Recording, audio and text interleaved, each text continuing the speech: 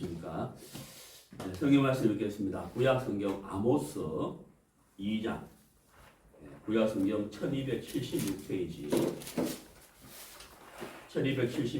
아모스 2장 9절에서 11절까지 읽도록 하겠습니다. 9절, 내가 아모리 사람을 저희 앞에서 멸하였나니 그 키는 백향목 높이와 같고 강하기는 상수리 나무 같으나 내가 그 위에 열매와 그 아래의 뿌리를 진멸하지 아니하였느냐. 내가 너희를 애굽 땅에서 이끌어내어 40년 동안 광야에서 인도하고 아모리 사람의 땅을 너희로 차지하게 하였고 또 너희 아들 중에서 선지자를 너희 청년 중에서 나시리 사람을 일으켰나니 이스라엘 자손들아 과연 그렇지 아니하냐. 이는 여호와의 말씀이니라. 그러나 너희가 나시리 사람으로 포도주를 마시게 하며 또 선지자에게 명하여 예언하지 말라 하였느니라. 12절 말씀까지 읽었습니다. 오늘 아모스 2장을 읽었는데요. 오늘 이제 아모스 강해를 하려고 하는데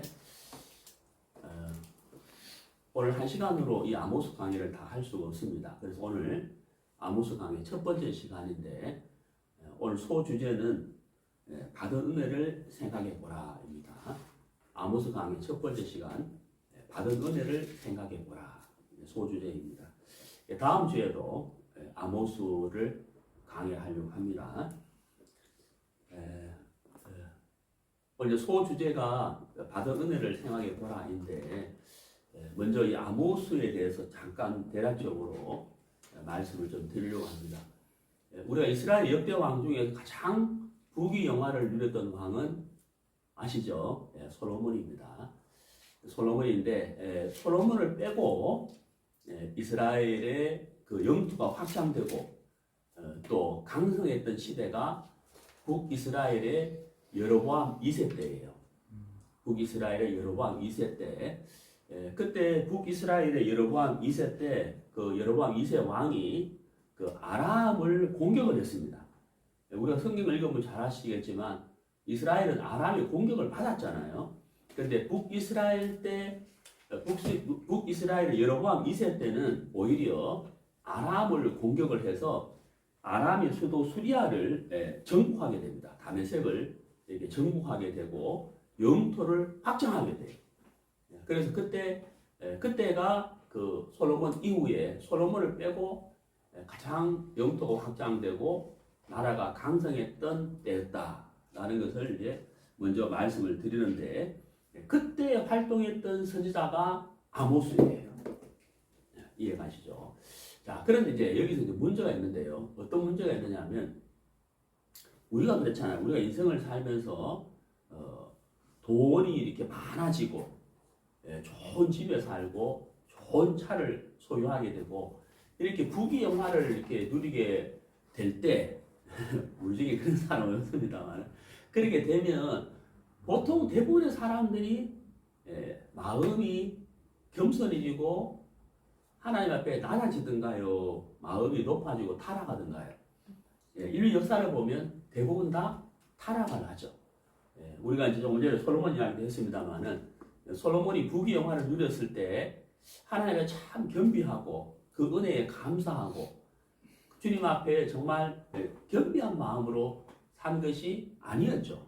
오히려 타락했던 것을 볼 수가 있습니다.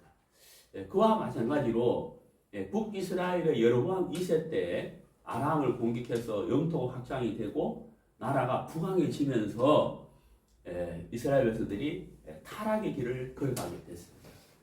그들은 어떤 착각을 하게 됐느냐면 이렇게 육신적으로 번성을 하게 부귀 영화를 누리게 되는 것이 하나님의 축복이 아닌가 이렇게 이제 착각을 하게 되는 거죠. 영적 부흥이 아니고 외적 부흥이 하나님으로 말미암아 된 것이다 라는 마음을 가지면서 이제 그 사치와 방탕 속에 빠지게 된 거예요. 그러다 보니까 하나님을 멀리 하게 된 거죠. 그래서 이때 아모스 선지자가 이스라엘 백성들에게 오늘 아모스에 나와 있는 바는 아모스가 3편에 걸쳐서 설교를 하게 됩니다. 말씀을 전하면서 또 5가지 환상을 보게 되면서 이스라엘 백성들에 대한 책망과 받은 은혜를 한번 생각해 봐라. 너희들이 정말 얼마나 큰 은혜를 입었는데 그렇게 타락해 가느냐, 이렇게 책망을 하게 됩니다. 그게 이제 아모스의 주 내용입니다. 그래서 아모스 선지자가 설교를 3번 하게 되는데 거기 아모스에 나와 있어요. 그 이제 말씀을 통해서 이스라엘 백성들이 회개하고 돌이키기를 하나님께서 원하셨다 하는 것입니다. 이제 아모스의 대략적인 내용 파악을 했고, 오늘 아모스 강의 첫 번째 시간으로 받은 은혜를 생각해 보라 라는 소주제로 말씀을 나누도록 하겠습니다. 오늘 읽은 본문 9절을 보시죠. 내가 아모리 사람을 저희 앞에서 멸하였나니, 자, 이렇게 되어 있는데요. 여기까지 생각을 해보겠습니다. 아모리 사람은 어떤 사람들이냐면 이스라엘 백성들이 출애굽을 하고 난 다음에 가나안에 들어가게 되죠. 가나안에 들어가게 되는데 가나안에 살고 있던 원주민 중에서 가장 대표적인 족속들이 바로 아모리 족속이에요. 아모리 족속입니다. 네, 성경을 찾아보시겠습니다. 신명기, 민수기입니다.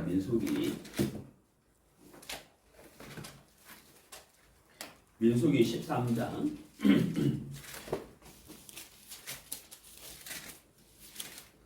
32절. 이스라엘 자손 앞에서 그 탐지한 땅을 악평하여 가로되, 자, 여기 이제 악평이라는 단어가 나왔어요. 악평하여 가로되, 우리가 두루 다니며 탐지한 땅은 그 거민을 삼키는 땅이요, 거기서 본 모든 백성은 신장이, 키가 뭐라고요? 장대한 자들이며, 이렇게 돼 있잖아요. 이게 누구냐면 아모리 사람들인 거예요. 그러니까 이제 아모리 사람들이 키가 굉장히 컸다는 거예요. 덩치가 컸다는 거예요. 그래서 이제 모세가 가나안을 정복하기 전에 정탐꾼 12명을 보냈죠. 그 12명이 가나안 땅을 두루 다니면서 정탐을 하고 와서 하는 말이 10명이 불평을 하고 악평을 하죠. 2명을 빼고. 2명이 여호수아 갈렙인데, 믿음으로 정복합시다, 이렇게 주장을 하고, 나머지 10명은 다 악평을 하는 거예요. 불평이 아니고 악평을 하는 거죠. 그러면서 이제 그 악평 중에 한마디가 뭐예요?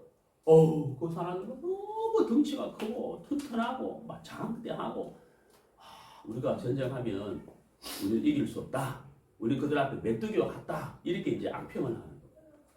바로 그 사람들이 본 족속이 아모리 족속이에요. 제발 이해가시죠? 바로 아모리 족속이다 하는 겁니다. 자, 그래서 오늘 이제 본문의 2장 9절에 내가 아모리 사람을 이렇게 말했습니다. 아모리 사람을 저희 앞에서, 그 다음 뭐라 되어 있어요? 자, 본문으로 갑시다. 본문입니다.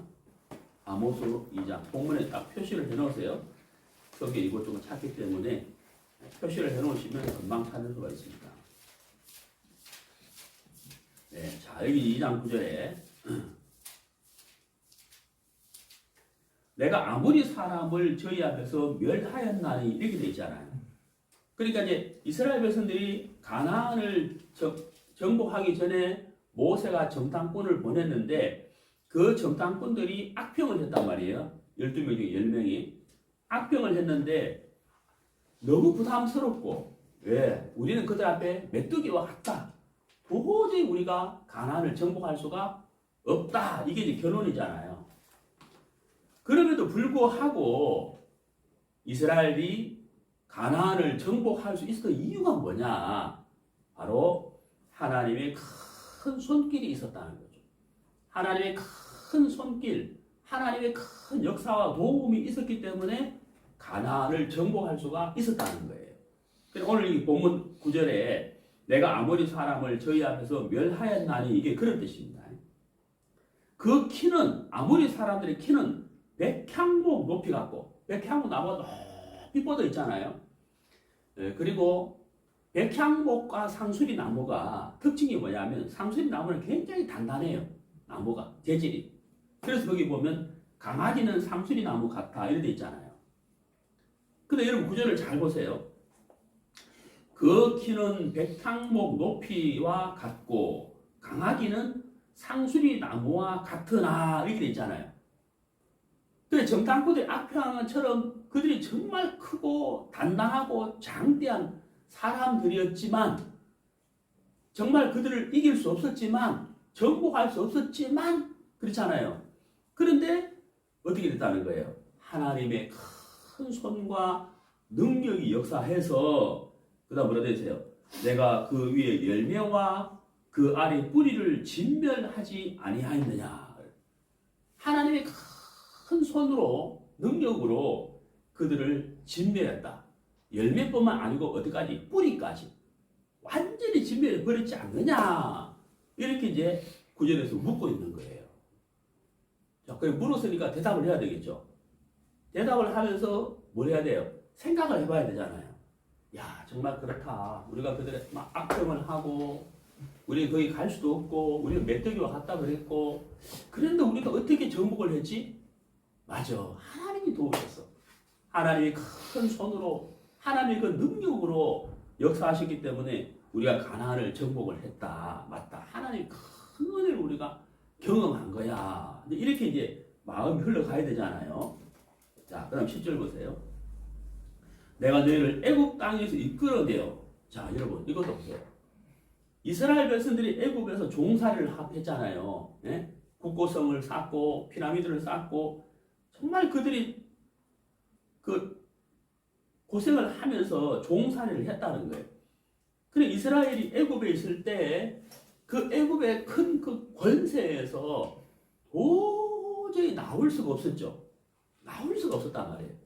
근데 10절에 뭐라 되어 있어요? 내가 이끌어내어 이렇게 하셨잖아요. 내가 이끌어내어 그잖아요. 내가 이끌어냈다. 이거 큰 은혜잖아요. 그죠? 정말 자자손손 그 애굽의 종살이를 해야 했던 이스라엘이 하나님이 거기에서 그들을 이끌어내었다. 엄청난 은혜잖아요. 그 다음 보세요. 40년 동안 광야에서 인도하고 이것도 40년 동안 광야 생활을 하게 되는데 우리가 여기 생각해 볼 것이 있는데 이스라엘 백성들이 왜 40년 동안 광야 생활을 하게 되느냐 하면 하나님의 말씀에 불순종했기 때문이거든요. 그래 광야 생활을 한 것은 바로 그 불순종에 대한 징계예요. 예. 그런데 우리가 여기서 생각해 볼 게 있는데요. 그럼에도 불구하고 첫 번째는 징계잖아요. 두 번째는 광야 생활을 하면서 징계를 받는 이스라엘 백성들이 그 마음이 낮고 겸손해져야 되는데 40년 동안 계속 그들은 어떻게 했어요? 하나님을 대적하고 모세를 대적하고 거스리고 그렇게 했잖아요. 자, 그럼에도 불구하고 하나님은 이스라엘 백성들에게 광야 생활하는 이스라엘 백성들에게 은혜를 베풀어 주셨다는 거예요. 이게 그 말입니다. 네? 그럼에도 불구하고 불순종하는 이스라엘 백성들을 하나님 뻔히 보면서도 하나님은 은혜 베풀어 주셨다는 거예요. 그 말 이해가죠? 자, 그 다음 10절 다시 봅니다. 40년 동안 광야에서 인도하고 아모리 사람의 땅을 너희로 차지하게 하였고 요 아까 구절에 설명하셨죠. 그 다음에 11절 봅니다. 또 너희 아들 중에서 선지자를 너희 청년 중에서 나시리 사람을 일으켰나니. 자, 이것도 어때요? 이것도 큰 은혜죠. 예? 그렇게 불순종하는 너희들인데도 불구하고 너희들 자손들 가운데서 선자를 이렇게 세웠다. 그 선자를 통해서 하나님이 말씀을 주었지 않느냐. 하나님 뜻을 나타내 주었지 않느냐. 이것도 어때요? 큰 은혜인 거예요. 예? 이렇게 불순종하는 이스라엘 백성들, 하나님을 거스려 대적하는 이스라엘 백성들에게서도 하나님은 선자를 세웠다는 거예요. 그리고 계속해서 말씀에 주셨다는 거예요. 이게 무슨 뜻이에요? 하나님 이스라엘 백성들을 그럼에도 불구하고 불순종하는 이스라엘 백성들 그럼에도 불구하고 그들을 버리지 않고 선지자를 세워 주셨고 계속해서 말씀이 주셨다는 거거든요. 큰 은혜잖아요, 그죠? 큰 은혜잖아요. 그다음 보세요. 일으켰나니 이스라엘 자손들아 과연 그렇지 아니하냐? 과연 그렇지 않냐? 이게 무슨 말이에요? 너희들 이렇게 은혜를 입지 않았느냐 이 말이거든요. 예? 이거 묻는 말이잖아요. 과연 그렇지 않냐냐? 여러분 5월달은 감사의 달이죠. 감사의 달. 예? 어버이날, 스승의 날, 또 뭐예요? 부부의 날. 어제가 부부의 날이잖아요. 부부의 날, 뭐 이렇게 이제 그 제가 제 아내한테 부부의 날인데 선물 뭐 해줄까 하고 물었어요. 예, 선물해 주려고. 그랬더니 제 아내가 하지 말아요. 내가 당신에게 선물하면 나도 당신한테 해야 되기 때문에 없는 걸 하지 말아요. 그래서 안 했어. 그리고 어쨌든 5월달은 감사의 달이에요. 예? 어린이날, 어버이날, 스승의 날, 하여튼 뭐 부부의 날, 막 감사의 달이잖아요. 그 과연 그렇지 아니하냐 이 말을 들었을 때 이스라엘 백성들이 어때요? 생각을 해봐야죠. 야 진짜 우리가 애굽에서 사사손손 좋은 소리 할 수밖에 없는 그 바로의 권세에서 우리가 도저히 나올 수 없었는데 우리가 거기서 나왔다 출애굽했다 이것만 해도 우리가 평생 하나님께 감사해야 되는데 야 우리가 감사하지 않았구나.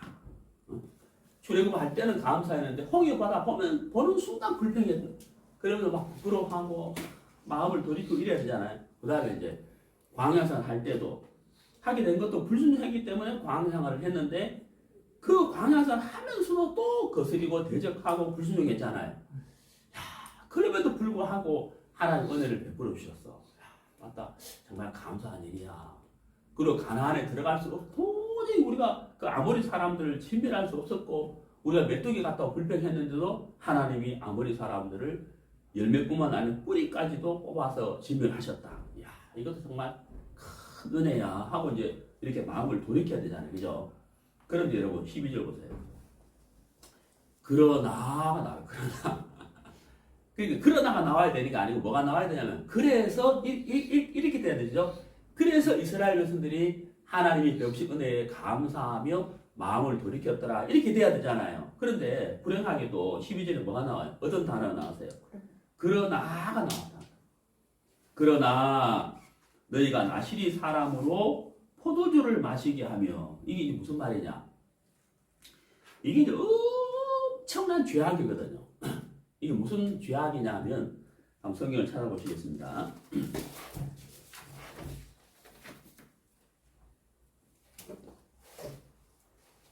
민수기 6장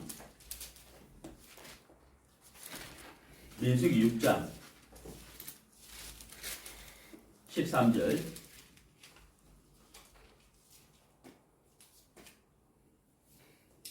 나실인의 법은 이러하니라. 이게 나실인이 나와요. 나실인. 나실이라는 뜻이 뭐냐면 구별된 사람 이런 뜻이거든요. 그러니까 나실인으로 택함을 입은 사람은 구별된 사람이기 때문에 삶도 구별된 삶을 살아야 했어요. 그래서 나실인의 규례가 여기 13절부터 나오거든요. 우리가 대표적인 사람이 누구죠? 삼손이 나실인이잖아요. 자, 여기 13절에 보세요. 자기 몸을 구별한 날이 차면 그 사람을 회막문으로 데리고 갈 것이요. 그는 여호와께 예물을 드리되 번제물로 1년 된 흠없는 수양 하나와 이렇게 쭉 나오잖아요. 쭉 내려가 봅시다. 쭉 내려가 보면 18절에 나실인은 회막문에서 그 머리털을 밀고 이렇게 있죠. 자기 몸을 구별하라. 19절에 자기 몸을 구별하라 이렇게 있잖아요. 조금 더 내려가 보세요. 20절 여호와 앞에 요제로 흔들 것이며 그것과 흔든 가슴과 든 넓적 따지는 성물이라 다 제사장에게 돌릴 것이니라. 그 후에는 나실인이 포도주를 뭐라고요? 마실 수 있느니라. 이렇게 되어 있어요. 자, 이게 무슨 말이냐면 나실인은 구별된 사람이기 때문에 이해가세요? 구별된 사람이기 때문에 이렇게 해야 된다라고 되어 있어요. 이렇게 해야 된다고 되어 있고 이렇게 다 지켰을 때라야 20절 끝에 뭐가 나와요? 포도주를 마실 수 있느니라. 이렇게 됐다. 간단하게 말씀드리면 나실 이런 정결한 규례를 하면서 포도주를 마실 수가 없는 사람이에요. 이런 모든 것을 다 갖추었을 때라야 포도주를 마실 수 있느니라. 결론적으로 구별된 사람이기 때문에 포도주를 마시면 안 되는 사람이에요. 제 말 이해가세요? 알아들으셨어요? 이렇게 구별된 삶을 살아야 되는 거예요. 그런데 오늘 본문에 보세요. 그러나라고 했잖아요. 그러나 이게 무슨 말이에요?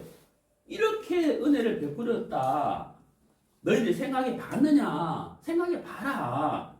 그런데 12절에 그러나 이렇게 하잖아요. 너희가 나실이 사람으로 포도주를 마시게 하면 이게 무슨 말이에요? 구별된 여기서 말하는 나실인이거든. 나실인. 구별된 사람에게 구별된 삶을 살지 못하게 했다 이 말이에요. 그게 무슨 말이에요? 하나님을 거스렸다 이 말이에요.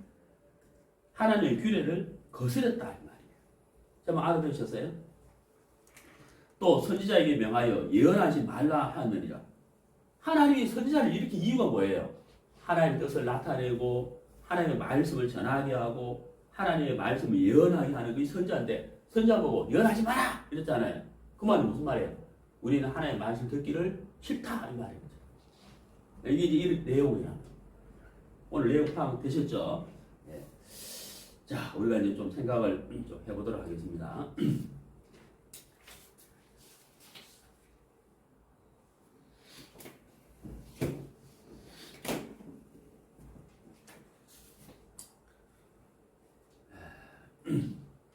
히브리서 2장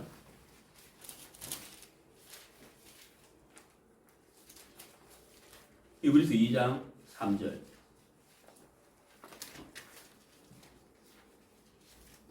우리가 이같이 큰 구원을 등한히 여기면 어찌 피하리요. 이 구원은 처음에 주로 말씀하신 바요 그런 자들이 우리에게 확증한 바니. 여기 이제 큰 구원이라고 되어 있어요. 큰 구원이라고 되어 있는데 제가 전에도 말씀드렸습니다마는 사도 바울이 신약성경 14권을 기록을 했는데 그 14권 중에서 복음을 자세히 풀은 성경이 로마서와 히브리서입니다. 근데 이 로마서는 이방인을 위한 복음서예요. 히브리서는 유대인을 위한 복음서예요. 그래서 히브리서를 읽어보면 우리가 이해하기가 좀 어렵습니다. 복음서는 복음서인데 좀 어려워요. 왜냐하면 구약의 역사와 성막에 관한 이야기가 나오기 때문에 좀 어려운 거예요. 그래서 이방인들이 히브리서를 읽으면 이해를 못하는 거예요. 그래서 이방인 로마서를 읽으면 좀 쉽게 이해가 가는 거죠. 네. 그래서 이 히브리서는 그 배경 자체가 유대인을 위한 복음서다 하는 걸 아셔야 돼요. 그래서 그걸 생각하고 3절을 다시 읽어보면 우리가 이같이 큰 구원을 등한히 여기면 이렇게 되잖아요. 등한히 가볍게 무시하면 이 말이거든. 유대인들은 하나님이 이 우주 만물을 창조하셨고 하나님이 이스라엘 역사를 이끌어 오셨다는 누구보다도 더 잘하는데 문제는 그들이 예수님을 거부했다는 등한히 여겼다는 네? 이해가죠? 이같이 큰 구원을 등한히 여기면 어찌 피하리요? 하나님의 심판을 어떻게 피하겠느냐 이 말이라. 하나님의 역사와 하나님의 이적과 하나님의 인도와 우주 만물의 창조와 그 모든 걸 알면서도 예수님을 거부한다면 이런 말이다. 자, 여러분 아무튼 우리가 여기서 우리가 생각해 볼 것이 바로 뭐냐는 거죠. 네. 모든 것이 하나님으로 말미암아 되어졌음에도 불구하고 우리가 그 하나님의 은혜를 잊어버린다면 우리 인생이 얼마나 악하느냐 하는 거예요. 네. 하나님의 은혜를 알면서도 하나님의 은혜를 등한히 여긴다면 그게 정말 인생을 사는 우리 인생이 너무 악한 거예요. 우리가 당연히 가져야 할 마음이 뭐겠어요? 오늘 본문에 그러나가 아니고 그래서 이렇게 돼야 되는 것처럼 우리가 하나님의 은혜에 감사하는 자들이 돼야 되는 거예요. 감사하는 자. 자, 시편 116편을 보시죠. 시편 116편. 시편 116편. 시편 116편 12절. 여호와께서 내게 주신 모든 은혜를 무엇으로 보답할꼬? 결론부터 말씀드리면 보답 못하죠. 왜냐하면 은혜가 너무 크기 때문에 그 받은 은혜를 우리가 다 보답할 수는 없어요. 그렇지만 이 시편 116편의 기자가 이 말씀을 하신 이유가 뭐겠냐는 거예요. 하나님 은혜가 너무 감사하기 때문에 그 은혜를 대하는 그 태도를 마음을 이렇게 표현을 한 거잖아요. 자, 읽어보시죠. 내가 구원의 잔을 들고 여호와의 이름을 부르며 하나님이 내게 베푸르신 모든 은혜를 무엇으로 보답할꼬? 13절 내가 구원의 잔을 들고 여호와의 이름을 부르며 여호와의 모든 백성 앞에서 나의 소원을 여호와께 갚으리이다. 성도의 죽는 것을 여호와께서 기중히 보시는도다. 여호와여 나는 진실로 주의 종이요 주의 요정의 아들 곧 주의 종이라. 주께서 나의 결박을 푸셨나이다. 내가 주께 감사제를 드리고 여호와 이름을 부르리이다. 자, 내게 주신 모든 은혜를 무엇으로 보답할꼬? 17절 내가 주께 뭐라고요? 감사제를 드리고. 우리가 해야 할 게 뭐죠? 어떻게 은혜를 갚죠? 감사. 여호와의 이름을 부르고 주님을 찬양하며 감사의 제사를 드린다. 감사. 주님 감사합니다. 그러니까 화답하는 거죠. 화답하는 거. 그 받은 은혜에 대해서 내가 화답하는 게 뭐예요? 감사예요. 감사로 주님께 표현을 드리는 거잖아요. 주님 감사합니다. 그래서 주님을 찬양합니다. 그렇잖아요. 그 주님의 고개를 숙일 수밖에 없는 거예요. 우리에게 그것이 바로 우리가 해야 할 일이라는 거예요. 은혜에 보답하는 것입니다. 그렇잖아요. 우리가 찬송을 부르고 기도를 드리고 여호와께 감사의 제사를 드리고 그것이 뭐예요? 우리가 은혜에 보답하는 것이다 하는 거예요. 아모스 선지자가 그렇지 아니하냐? 이게 무슨 말이에요? 마음을 돌이켜라. 응? 외적 부흥으로 치닫지 말고 영적 부흥을 가져야 된다. 그렇게 큰 은혜를 입었지 않느냐? 애굽에서 건져내신 하나님, 광야에서 그렇게 불순종해도 너희들 옷이 헤어졌느냐? 신발이 낡았느냐? 신발이 따로 없어졌느냐? 그런데 너희들에게 물을 주고 식물을 주고 만나를 주고 메추라를 주고 하나님 그렇게 했지 않느냐? 그리고 그들이 너희들이 가나안에 들어갈 때 우리 메뚜기 같아서 우리 들어갈 수 없습니다. 라고 두려워하면 떨었을 때 하나님이 그 아모리 족속을 진멸하면서 가나안을 정복하게 하지 않았느냐? 그렇지 아니하냐? 이스라엘 백성들이 거기서 마음을 돌이키고 마음을 낮추고 정말 주님 감사합니다. 하나님이 큰 은혜를 베풀어 주셨습니다. 우리가 그렇게 불순종했음에도 불구하고 하나님 우리에게 은혜를 베풀어 주셨습니다. 하고 하나님을 찬양하고 주님을 경배하고 주님께 감사해야 했었다 하는 거예요. 자, 여러분 우리를 한번 돌아보도록 하겠습니다. 자, 출애굽기 14장 30절. 출애굽기 14장 30절. 그날에 여호와께서 이같이 이스라엘을 애굽 사람의 손에서 구원하시매 이스라엘이 바닷가에 애굽 사람 시체를 모았더라. 자, 이스라엘을 애굽 사람의 손에서 구원하시매 건져내시매 이 말이잖아요. 자, 이걸 우리로 바꾼다면 하나님은 우리를 마귀의 권세에서 우리를 어떻게 해도 건져내셨다. 이렇게 표현할 수 있는 거잖아요. 우리가 잘 아는 골로새서 1장 13절. 그가 우리를 흑암의 권세에서 뭐라고요? 건져내사 그의 사랑의 아들의 나라로 어떻게 해요? 옮기셨으니. 이거 똑같은 말이잖아요. 여러분 우리가 이거 하나만 생각해도 얼마 전에 제가 뉴스를 봤는데 그 전세 사기를 당한 사람들 뉴스가 나왔어요. 빌라에 전세를 들었는데 2억 3천만 원인가? 그거 한 푼도 못 건진 사람들이 이야기가 TV에 나온 거예요. 근데 그 집을 가진 사람이 그 빌라를 천 몇백 채를 갖고 있습니다.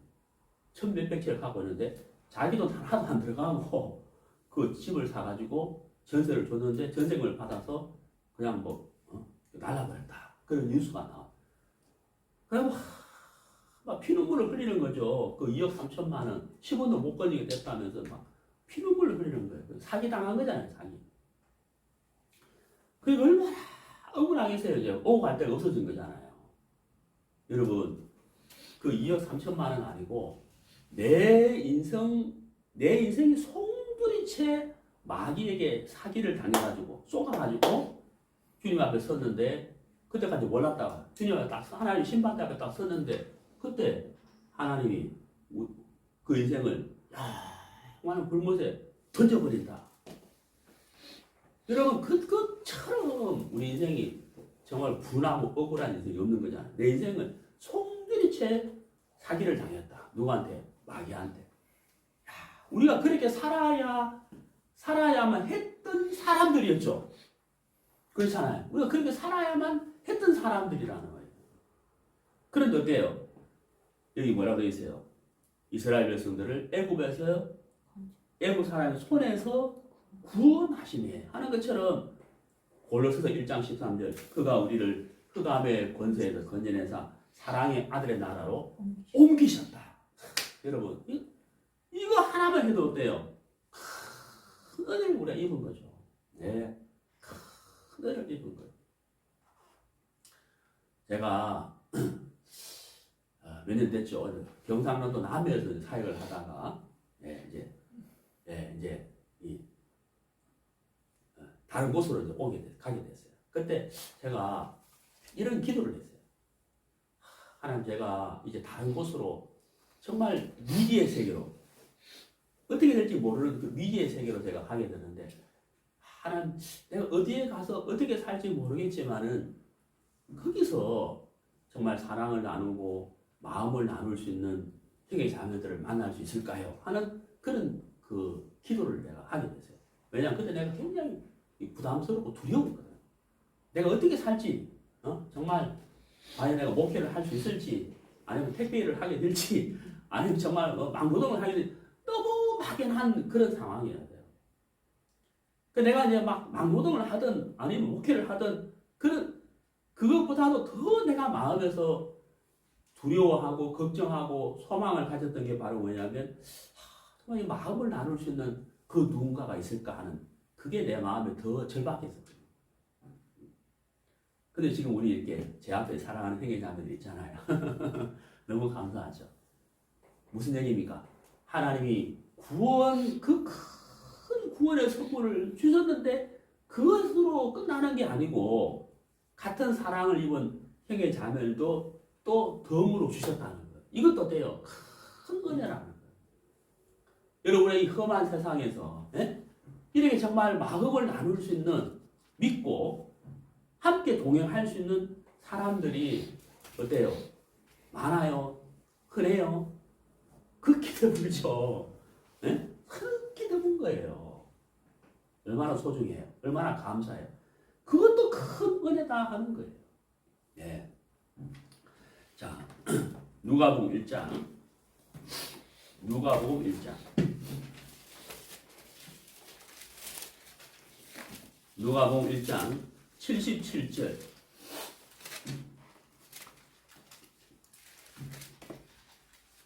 77절.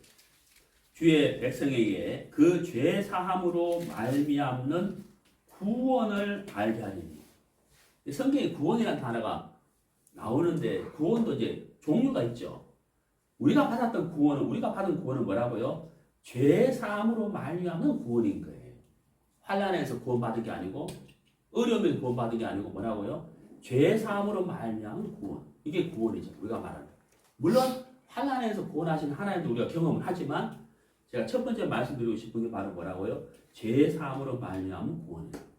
애굽에서 건져내신 하나님, 곧 흑암에서 권세에서 건져내신 하나님, 바로 우리를 죄 사함을 통해서 죄에서 건져내신 하나님을 찬양하자.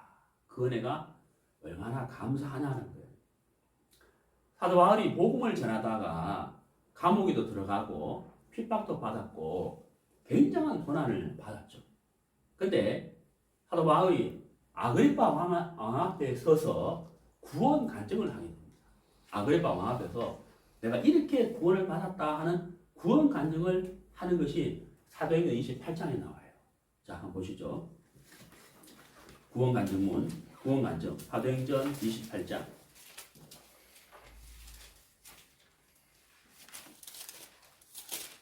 죄송합니다. 26장입니다. 사도행전 26장. 자, 바울이 아그리파 왕 앞에 구원 간증을 하게 되는데, 자, 26장 15절. 자, 다메섹으로 내려가다가 사도 바울이 예수님을 만난 그 간증을 하게 되는데, 그 간증 중에 18절 보세요.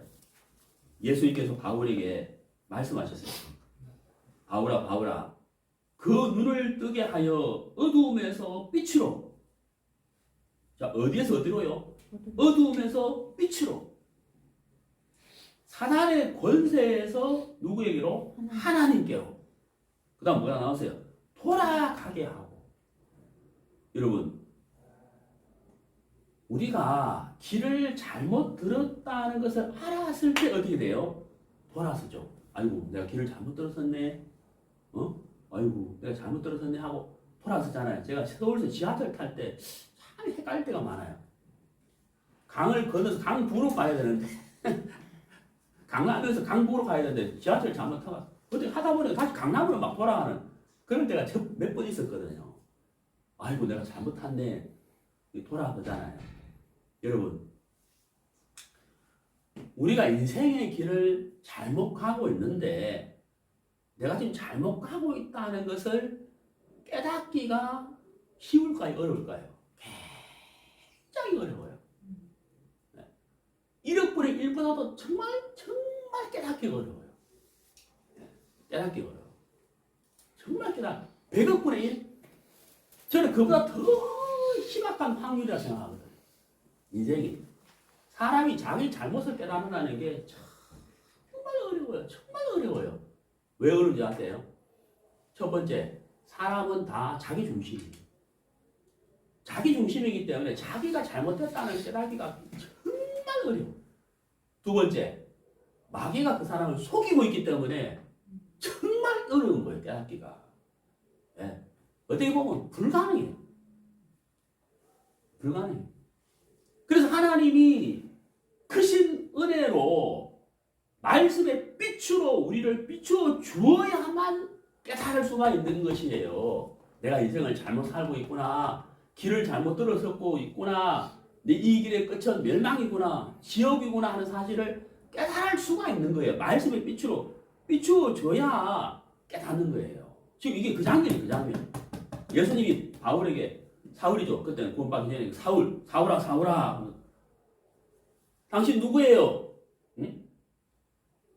네가 핍박하는 예수다. 사울이 막 깜짝 놀라잖아요. 내가 핍박하는 예수라고요?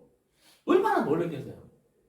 그래서 예수님이 차근차근 설명해 주고 있잖아요. 교제하는 거, 말씀, 교제를 쭉 해주고 있잖아요. 응? 나는 너희 눈을 뜨게 해서 어둠에서 빛으로 사탄의 권세에서 하나님에게로 돌아가게 한다. 와, 내가 그럼 지금까지 했던 모든 것이 사단에게 쓰임받, 사단이 나를 속인 것이구나. 그렇잖아요. 그 다음 뭐라 그러세요? 죄사함과, 죄를 사함받아야 된다. 죄사함과 나를 믿어. 그렇게 된 무리 가운데서 교회잖아요. 기업을 얻게 할 것이다. 라고 내가 예수에게 들었습니다. 라고 바울이 아그리파 왕한테 구원 간증을 하는 거예요. 자, 여러분, 우리가 여기서 사도 바울의 구원 간증을 통해서 우리가 알 수가 있잖아요. 우리는 구원받기 전에 어디에 있었다? 어두움 속에 있습니다. 어두움 속에 있으니까 갈 길을 알 수가 없었죠. 너무 어두우니까. 네. 그 다음 뭐예요?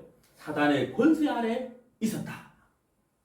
그렇죠. 하나님 우리를 거기서 어두움에서 사단의 권세에서 건져내셔서 거룩한 무리 가운데 기업을 얻게 하셨다. 정말 감사한 거잖아요. 너무 감사하니까. 근데 왜 우리가 은혜에 감사치 아니할까? 왜 이스라엘 백성들이 그렇게 큰 은혜를 입었는데 감사치 아니할까? 이거예요.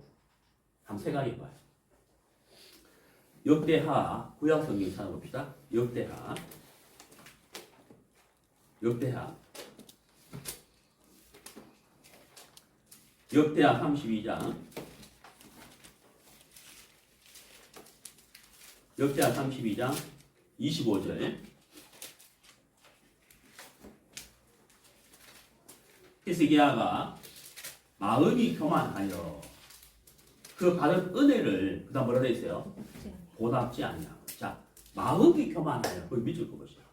마음이 교만. 자, 여러분, 우리 신앙생활의 최대의 적이 뭘까요? 예, 교만이에요. 교만. 신앙뿐만 아니라 우리 인생이 그래요. 우리 인생의 최대의 적은 교만이다. 신앙의 적.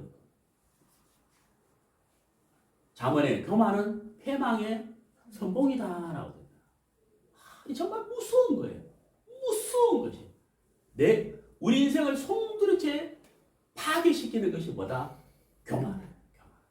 히스기야가 하나님 은혜를 많이 입었죠. 성전을 정결케 하고 우상을 깨뜨리고, 예, 그 죽을 병이 걸렸지만 하나님의 은혜로 수명을 15년 연장받았잖아요. 엄청난 은혜를 입었는데 그 마음이 교만해질 때 은혜를 보답하지 않았다. 그러니까 뭐가 끊어졌겠어요? 감사가 끊어져 버렸어요. 예. 히스기야에게 감사가 끊어져 버려요. 감사하신 하나님 그게 없어져 버려요. 감사가 끝. 왜? 언제? 마음이 교만해질 때. 자, 그러면 이스라엘 백성들이 이렇게 큰 은혜를 입었으니까 오늘 이거 본문에 그래서 이렇게 돼야 되는데 그러나 왜 그러나라는 단어가 나왔을까? 예, 마음이 교만했기 때문입니다. 자, 원인을 한번 더 분석해 보도록 하겠습니다. 우리 신약성경 골로새서로 가보죠. 골로새서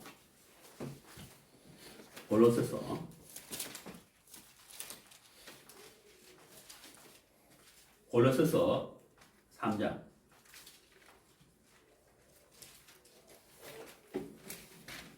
골로새서 3장 1절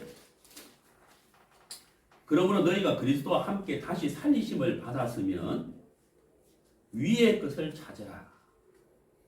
거기는 그리스도께서 하나님 우편에 앉아 계시느니라. 위의 것을 생각하고 땅의 것을 생각지 말라. 이는 너희가 죽었고 너희 생명이 그리스도와 함께 하나님 안에 감추었습니다. 우리 생명이신 그리스도께서 나타나실 그때에 너희도 그와 함께 영광 중에 나타나리라. 자, 이게 2절이에요. 우리가 생각해야 할 것이 있고 생각하지 말아야 할 것이 있는데 생각해야 될 것은 뭐라고요? 네. 위의 것. 하늘에 신령한 것들이죠. 생각하지 말아야 할 것은 뭐죠? 땅의 것이에요. 자, 그런데 여러분 생각하지 말라고 한다고 생각이 안 나는 건 아니잖아요. 저도 마찬가지거든요. 생각하지 말라고 해도 땅의 것이 생각나요. 그러니까 생각하지 마라. 아예 생각을 안 하는 사람이 되라 이 말이 아니고 생각이 나는 거 어떻게 해요? 생각이 나는데. 그리고 우리가 보고 듣는 것이 전부 다 땅의 것이잖아요. 그러니까 생각날 수밖에 없어요. 그런데 우리가 여러분 여기서 우리가 이제 알아야 할 것이 있어요. 그리고 생각해야 할 것이 있는데 그게 바로 뭐냐면요. 자, 보세요. 하나님이 이스라엘 백성들을 애국에서 건져내셨죠. 그리고 가나안에 그리고 감사해야 할 이스라엘 백성들이 홍해 바다를 보면서 불평했죠. 자, 그 다음에 이제 가나안의 믿음으로 들어가야 되는데 악평했죠. 그 다음에 광야 생활을 하게 된 것도 불순종에 대한 징계인데도 불구하고 또 거기서 불순종하고 하나님을 거스렸잖아요. 자, 그런데 그럼에도 불구하고 하나님은 그들에게 은혜를 베풀어 주셨단 말이에요. 맞죠? 자, 그럼 여기서 우리가 생각해 볼 것이 있다. 뭐냐? 그럼에도 불구하고 하나님은 이스라엘 백성들에게 은혜를 베풀어 주셨다는 거예요. 그러면 왜 땅의 것을 자꾸 추구하느냐는 거예요. 내가 땅의 것을 추구하는데 내가 필요한 것이 있기 때문에 땅의 것을 추구하겠죠. 그렇지만 하나님이 이렇게까지 은혜를 베풀어 주셨다면 그 땅의 것들이 내게 필요하다면 하나님이 뭐라고요? 주신다는 거예요. 저 말 이해가죠? 여기서 우리가 믿음을 가져야 된다 이 말이에요. 제 말은. 내가 땅의 것을 추구하지 않아도 그것이 정녕 내게 필요한 것이라면 하나님은 내게 뭐라고요? 주신다는 거예요. 주신다는 거예요. 믿음을 가져라 이 말이에요. 하나님 주실 것이니까 거기에 우리 마음이 빠지지 마라 이 말이에요. 그래서 우리는 뭘 생각하라고요? 위의 것. 위의 것을 생각하자는 거예요. 하나님께 받은 은혜에 감사하고 하나님을 찬양하고 하나님과 화목하고 위의 것을 생각하고 구하고 그렇게 살다 보면 내게 필요한 것도 하나님이 주실 것이다 하는 거예요. 근데 이스라엘 백성들은 이걸 거꾸로 해버렸다. 하나님은 다 뒤로 해버리고 땅의 것만 계속 추구하는, 땅의 것만 계속 추구하니까 이스라엘 백성들의 마음이 어떻게 돼요? 원망과 불평과 악평으로 흘러가더라 하는 겁니다. 정말 이해가시죠? 그렇게 흘러가더라 하는 거예요. 그렇게 흘러가면 결론은 뭐냐? 솔로몬처럼 전도서에 이렇게 쓰는 거예요. 인생의 모든 것이 헛되고 헛되며 헛되고 헛되다 이렇게 쓴단 말이에요. 우리 인생은 그렇게 결론을 쓸 수밖에 없는 거예요. 자, 그래서 여러분 우리가 하나님 앞에 위의 것을 구하는 사람이 되어서 하나님께 받은 은혜를 생각하고 감사하고 그것이 은혜에 보답하는 것이고 하나님을 찬양하면서 우리가 살아야 한다고 하는 사실인 거예요. 자, 여러분 이 세상에 거짓 교훈이 정말 많아요. 거짓 교훈. 하나님의 말씀에서 떠나게 하는 거짓된 교훈이 너무나도 많은 거예요. 그러면 안 돼요. 뭐라고요? 그러면 안 돼요. 그러면 안 되는 거예요. 그 모든 것이 바로 뭐겠죠? 오늘 고린도서 3장에 위의 것을 생각하고 땅의 것을 생각하지 마라. 땅의 것들이 어때요? 바로 거짓 교훈이 되어서 우리 마음을 말씀에서 떠나게 합니다. 자, 본문을 보겠습니다. 아모스